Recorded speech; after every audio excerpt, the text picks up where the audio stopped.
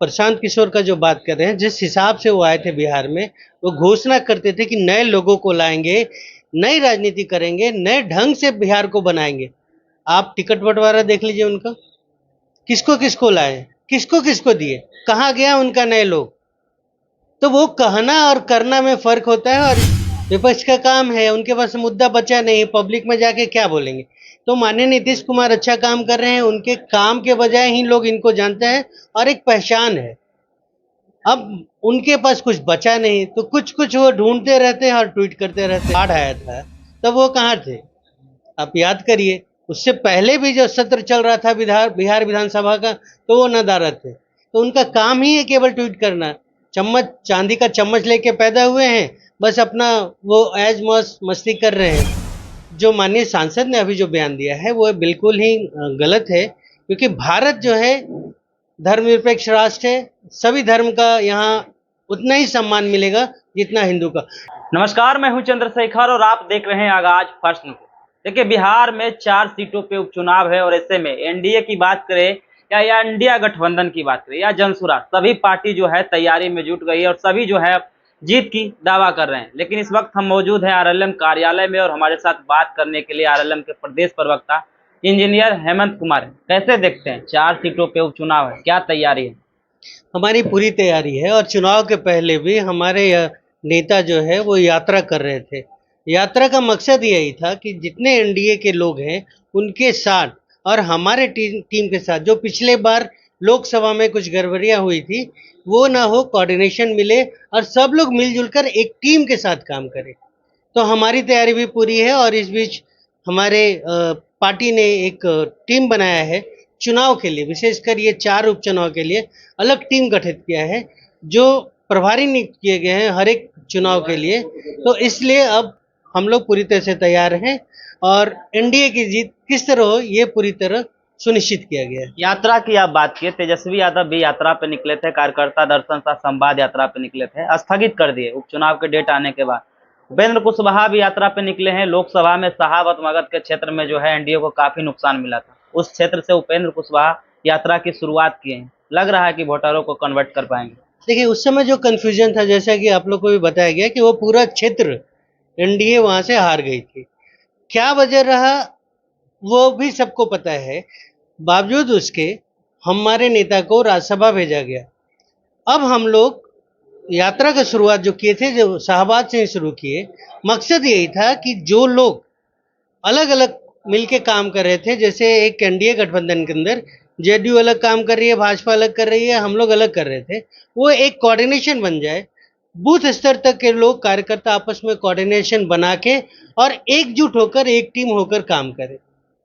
तो अभी इस बार पूरा विश्वास है हम लोग को कि चारों का चारों सीट जो एनडीए के हाथ में आने वाला है। गिरिराज सिंह है, हिंदू स्वाभिमान यात्रा पे निकले हैं। अररिया के सांसद का एक बयान आया है कि अररिया में रहना है तो हिंदू हिंदू कहना होगा। उसके बाद सीएम नीतीश जो है अतिरिक्त सुरक्षा दे दी है। तेजस्वी यादव का ट्वीट आया है कि सांप्रदायिक बातों को बढ़ावा देते हुए बयान आया है सांसद का, और मुख्यमंत्री जो है उनको अतिरिक्त सुरक्षा दिए। कैसे देखते हैं?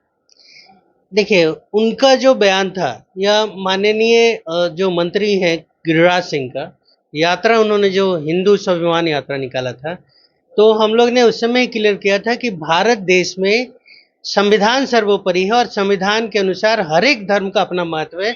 हर एक धर्म को मानने वाले लोग यहाँ पे हैं। तो उस यात्रा को भी, उनका निजी यात्रा, भाजपा ने भी घोषित कर दिया, जदयू ने भी घोषित किया। और जो माननीय सांसद ने अभी जो बयान दिया है वो बिल्कुल ही गलत है, क्योंकि भारत जो है धर्मनिरपेक्ष राष्ट्र है। सभी धर्म का यहाँ उतना ही सम्मान मिलेगा जितना हिंदू का। और हिंदू तो भाई बहुसंख्यक है। हिंदू को अगर बोलते हैं कि आपको खतरा है और ये है, तो ये सब कहीं मानने वाली बात नहीं है, उनका निजी राय है। मुख्यमंत्री जी ने उनको, जो दूसरी बात आपने पूछा, सुरक्षा इसलिए दिया कि हो सकता है चुनाव का समय है, इनके बातों को लेकर कहीं कोई असामाजिक तत्व कुछ गलत फायदा ना उठाए।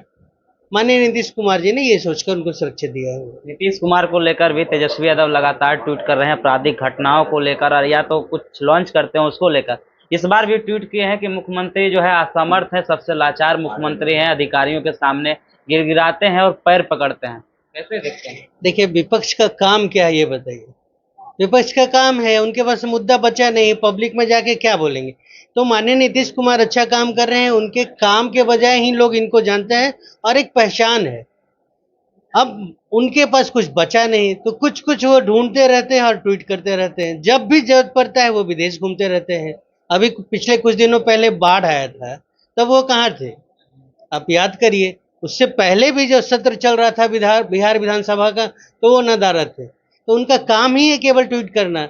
चम्मच, चांदी का चम्मच लेके पैदा हुए हैं, बस अपना वो ऐज मौज मस्ती कर रहे हैं। आखिरी सवाल रहा, 2025 का सेमीफाइनल माना जा रहा है ये चारों सीटों पे उपचुनाव।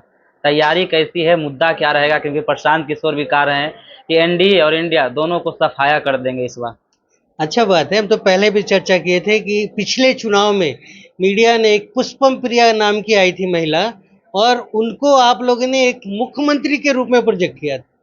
इस बार प्रशांत किशोर आए हैं, हमने सुना है, और एक दो आदमी है जो नया नया पार्टी बना रहे हैं। आ जाए, अपना किस्मत आजमाने दीजिए। किसी को कोई फर्क नहीं पड़ रहा है। पब्लिक पूरा जानती है किसको वोट देना है, और एनडीए का इस बार चारों का चारों सीट जीतेंगे।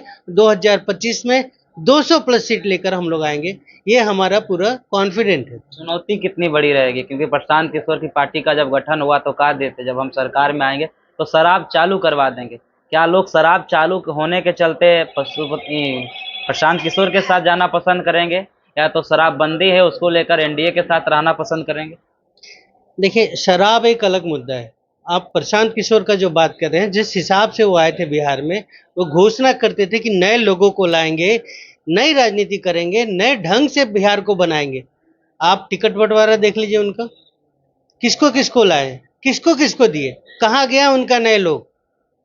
तो वो कहना और करना में फर्क होता है, और ये जनता जान चुकी है। जनता कुछ कुछ दिनों के लिए कुछ देर भ्रमित हो जाती है, लेकिन इतना बिहार की जनता समझदार है, उसको पता है किसको चुनना है, नहीं चुनना है। हम लोग प्रशांत किशोर को कोई चुनौती नहीं मानते हैं। हमारा पूरी तरह तैयारी है और पूरा तरह विश्वास है कि चारों का चारों सीट इस बार और 25 में पूरी तरह फिर से सरकार में आएंगे। चलिए, ये थे आरएलएम के प्रदेश प्रवक्ता इंजीनियर हेमंत कुमार, जिनकी प्रतिक्रिया आपने सुना गिरिराज सिंह के हिंदू स्वाभिमान यात्रा पर, और साथ ही साथ 25 का जो सेमीफाइनल माना जाता है चारों चुनाव को लेकर इन्होंने कहा, और 25 की चुनाव जीतने की भी बात कहें। बाकी बात इस वीडियो के बारे में आप क्या सोचते हैं, अपनी राय कमेंट में जरूर दें।